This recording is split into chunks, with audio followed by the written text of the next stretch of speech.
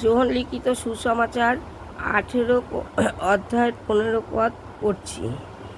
তোমরা যদি আমাকে প্রেম করো তবে আমার আজ্ঞা সকল পালন করিবে, আর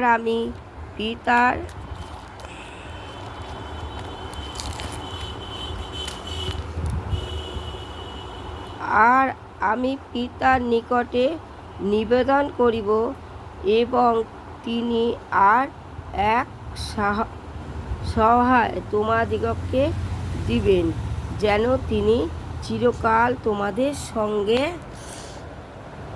থাকেন। তিনি সত্যের আত্মা। জগৎ তাহাকে গ্রহণ করিতে পারে না, কেননা সে তাহাকে দেখে না, তাহাকে জানে না। তোমরা তাহাকে জানো, কারণ তিনি তোমাদের নিকটে অবস্থিত করেন ও তোমাদের অন্তরে থাকিবেন। আমেন। 18 পদ অবধি পড়লাম।